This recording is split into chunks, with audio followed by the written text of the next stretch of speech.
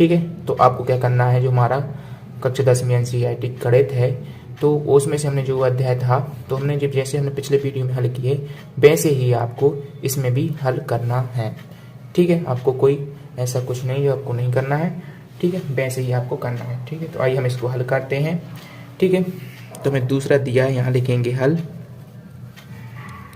ठीक है, तो हमें दिया है कि हम कौन सा कर रहे हैं, तीसरा कर रहे हैं। ठीक है, तो तीसरा हमारा है 6x का वर्ग ऋण की 3 इसमें अध्याय इसमें क्या था, 3 ऋण की 3 और 7x इस प्रकार का ये पहले दिया है। तो हमें जो दिया है इसको पहले हमें क्या करना है, इसको जमाना है। ठीक है, इसको हमें किसके क्रम में लिखना है, मतलब कि अब आरोही समझते हो आप, क्या समझते हो। ठीक है, तो पहले हम लिखना है इसको बढ़ते क्रम। ठीक है, अवरोही क्रम में लिखना है, यानी कि इसको हमें क्या लिखना है, घटते क्रम में। तो सबसे पहले हम बड़े घात वाले को लिखेंगे, तो हम इसको लिखेंगे या कर रखें या 6x वर्ग ऋण की 7x, इसको हम सही तरीके से जमा लेंगे, है ना, और ऋण की 3 इस तरह का हमने जमा लिया। अब हमें क्या करना है वैसा, तो अब आपको क्या करना है, रफ में करना है कि गुणा करने पर तो आपको क्या करना है, यहाँ पर आपको बताते हैं इसमें। ठीक है, तो आपको क्या करना है, देखो इस प्रकार का दिया है हमें 6x का वर्ग ऋण की 7x ऋण की 3 इस प्रकार का ही क्या हमें दिया है ना। तो हमें इस प्रकार से ये जब दिया है तो हमें इसका इसमें गुणा 6 3 18 हो जाएंगे, 18x वर्ग हो जाएंगे, है ना। और जुड़ने घटाने पर हमें क्या चाहिए, 7x चाहिए। तो वो संख्या यदि हम 9 गुणित 2 का गुणा करें तो हमें 18 मिल जाएंगे। यदि हम 9 और 7 9 में से ऋण की अगर हम ऋण की 9 लेंगे x और धन की हम कितने ले लेंगे, 2x ले लेंगे, तो हमें क्या प्राप्त हो जाएंगे, हमें देखो ऋण की 9 में से 2x निकाले तो कितनी बची हमारे ऋण की 7x, क्योंकि बढ़िया संख्या क्या चाहिए, ऋण का भी तो चाहिए चिन्ह, है ना। तो हमने कहा ऋण की 9x ले ली और धन की 2x ले ली, तो कितनी बची 7। और यदि हम इनके गुणा कर दें 9 दूनी 18 और x के x में गुणा कितने 18x वर्ग हो जाएंगे, तो संख्या हमारी यही हो जाएगी। तो बस आपको यहाँ पर लिख देनी है वही संख्या। तो हमने वो संख्या x वर्ग ऋण की 7 मतलब कि कितनी 9 ऋण की 9x और धन की 2x और ऋण की 3 ये इस प्रकार से हमने लिख दिए। अब हमें क्या करना है, इसको कॉमन ले लेना है। तो इसमें से देखो 6 है, 6x का वर्ग ऋण की 9x और धन की 2x और ऋण की 3 इस प्रकार से दो पदों को बना लेना है इसे। तो ठीक है, इसमें यदि हम इसमें देखो 3 का किसमें इसमें से कॉमन 3 निकल आए, क्यों निकल आएंगे, देखो 3 का इसमें भाग दिया हमने, 3 एकम 3, ठीक है, 3 एकम 3, 3 दूनी 6, ठीक है 2 और 3 का 9। तो इसमें कैसे कॉमन निकाल लिया, 3 हमने क्या निकाल लिया, इसमें से कॉमन निकाल लिया, 3 से भाग दिया, यहाँ पर बचे 2x बचे, यहाँ पर ऋण की कितनी बची हमारे के 3x बचे। ये इस प्रकार से हमारे क्या है बच जाएंगे, ठीक है, तो हमारी बच जाएंगे, ठीक है। तो मैं इसमें से कॉमन निकाल लिया, तो इसमें से कॉमन क्या निकाले हमारे 3 दूनी मतलब 3 बाहर निकाले आए, 3x। अब यहाँ से कितनी बची हमारे पास 2 बचे, ठीक है, 2 3 2x और यहाँ पर बचे ऋण की 3 का 9 3 बचे धन। अब इसमें से तो कॉमन कुछ निकल नहीं रहा, तो इसका टोटल लिखेंगे 2, कुछ नहीं निकल रहा तो मतलब 1, ठीक है। अब इसमें से बचेगी क्या 2x ऋण की 3। देखो इसमें से जब हमने देखो 6x वर्ग ऋण की 9x धन की 2x ऋण की 3 है, ठीक है, यहाँ पर अच्छे से लिखते हैं 6x का वर्ग ऋण की 9x धन की 2x ऋण की 3 है। इस प्रकार का हमारी बहुपद है। देखो हमने इसमें 3 में भाग दिया, 3 दूनी 6, 3 का 9, तो इस करके इसमें कॉमन हमने क्या निकाल दिया, 3 कॉमन निकाल लिए। जब इसमें से हमने 3 जिससे हमने भाग दिया उसको हम बाहर निकाल देते हैं, ठीक है, इस संख्या से। अब यहाँ पर क्या बची, यहाँ पर 2x थी ना, मतलब कि 6x वर्ग था, तो ये बाहर निकाल लिया, तो 1x तो हमने बाहर निकाल दिया। यहाँ पर देखो 3x, तो इसमें से हमने 3x को हमने क्या कर दिया, बाहर निकाल दिया, तो 3x बाहर निकाल लिया है। तो यहाँ पर यहाँ पर 2 बचे और एक बचे हमारे पर x बचा ऋण, और यहाँ पर देखो इसमें से x निकला था कॉमन और 3 निकला था, ठीक है, तो बस तो यहाँ पर कितनी बची 3 बस बची ओनली धन।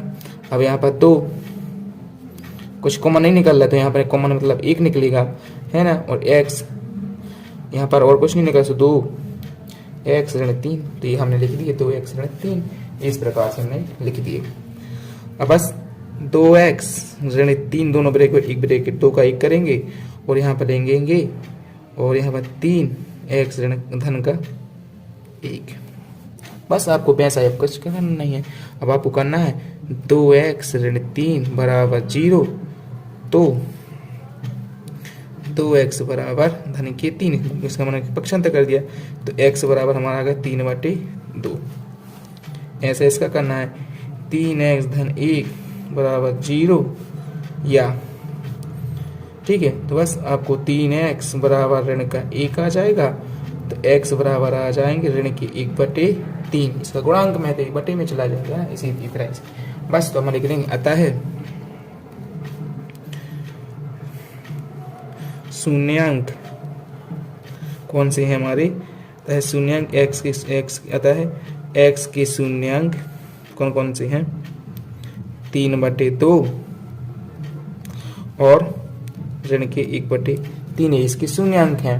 अब हम क्या ना शून्य की जांच करनी, तो हमें लिखाएंगे जांच, ठीक है। जांच लिखने के बाद आप करेंगे शून्यकों का योगफल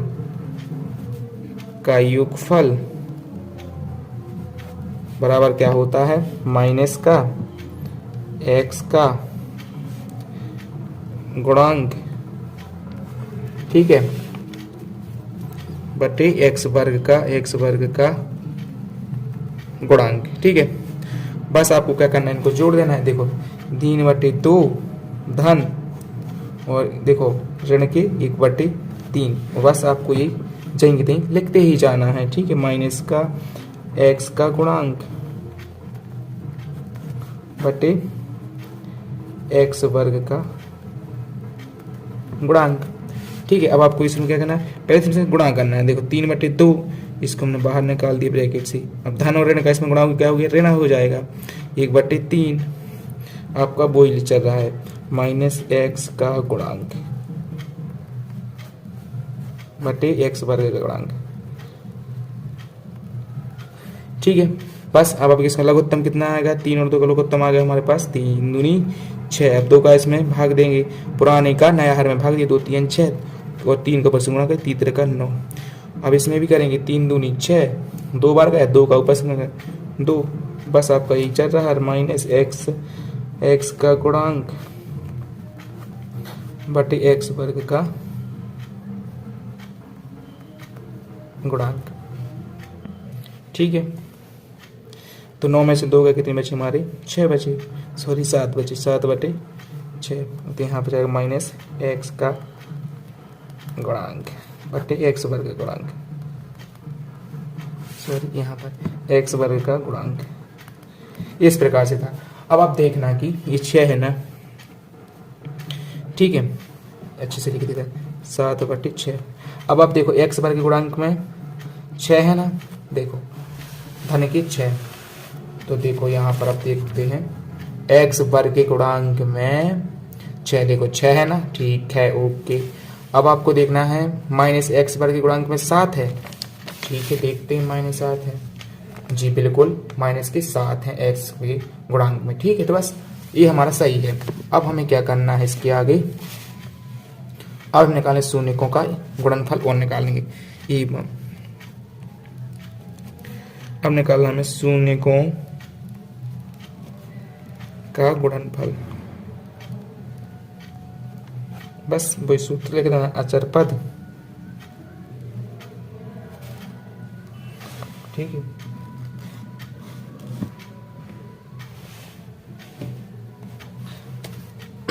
अचर पद बटे x वर्ग का गुणांक, बस उसमें आप कुछ नहीं करना, आपको गुणा कर देना। जो हमारी शून्यांक थी, क्या थी हमारी शून्यांक, 3/2 ब्रैकेट में लिखेंगे, है ना, क्योंकि संख्या ऋण में है, और 1/3 वही आपका जाएंगे कितनी चलेगा, ठीक। अचर पद बटे x वर्ग का गुणांक, ठीक है। अब इसमें गुणांक करेंगे 3 का 3 में 3 एकम 3, है ना, और ऋण का, और 3 दूनी 6, अब हम देखते हैं इसमें, देखो ठीक है एक्स, अब देखें अचर पद के गुणांक में ऋण की 3 है, बिल्कुल देखते हैं, देखो ऋण की 3 है अचर पद में, ठीक है। अब एक्स वर्ग के गुणांक हमारे कितने हैं, धन की 6 है, तो यहाँ पर धन की 6 है, ये एक चिन्ह है ना यहाँ पर है, ठीक है, क्योंकि ये हमने इस पे आया था, है ना, ठीक है। तो बस वो सही है, जो कि क्या हमारे यहाँ लिख देंगे, जो कि सत्य है, ठीक है, जो कि क्या सत्य है, तो यहाँ लिख देंगे अचर पद बटे एक्स वर्ग गुणांक, ठीक है, जो कि सत्य है यहाँ पर, ठीक है। तो आप यहाँ से स्क्रीनशॉट ले लीजिए, इतना ले लीजिए पहले आप, आशा है कि आपने ले लिया होगा। अब इसके बाद आप इतना ले लीजिए, इसके बाद इतना ले लीजिए, ठीक है। Thank you.